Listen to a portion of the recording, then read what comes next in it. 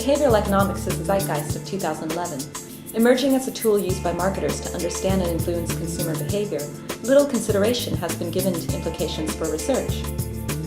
A lively event held in the elegant surroundings of the Academy of Medical Sciences attracted the key players of the marketing and insight world to hear the latest thinking. With an exciting round of brainstorming workshops, this collective creativity started to generate some guidelines for better research.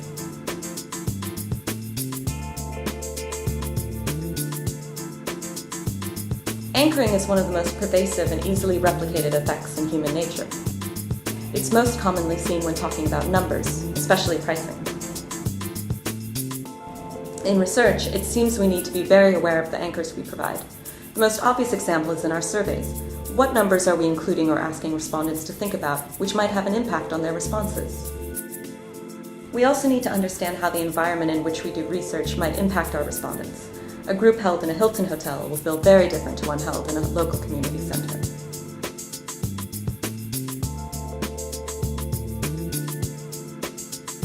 Classic rational economic theory states that as the options available to us increase, we can evaluate each option and choose the one most suited to us, so our satisfaction with our final choice increases. However, the paradox of choice shows that we are not rational beings. In fact, more choice can lead to the use of shortcuts and defaults to make our decision easier, dissatisfaction, or even complete purchase paralysis.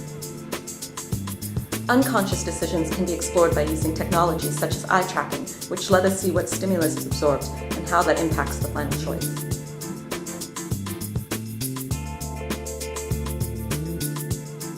Human beings are not as efficient and subjective at processing evidence as we might think.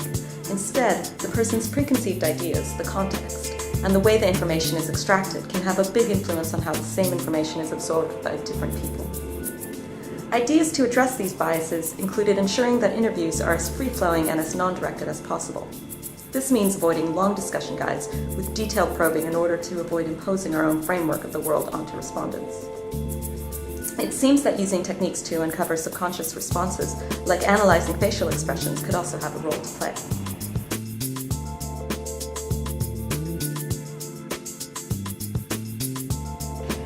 Humans are social creatures and tend to follow the crowd, relying on what others do and say to inform our own decisions. Herd mentality or conformity is apparent in all aspects of our lives and can be seen as a problem when conducting research. One way to recognize the effects of this is not to try isolating the individual to understand their behavior and motivations, but to strive to understand them in their context. Who are their influencers? How do they affect others around them? If the herd effect in a focus group concerns us, why not ask people to write down the reactions to stimulus alone, capturing their individual viewpoint before opening it up to discussion?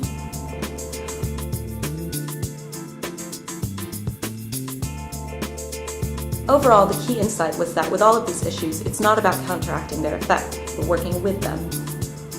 All in all, it was a fascinating evening, and it was great to spark so many conversations about behavioral economics and the research world. We're all really looking forward to seeing you at the next Springboard.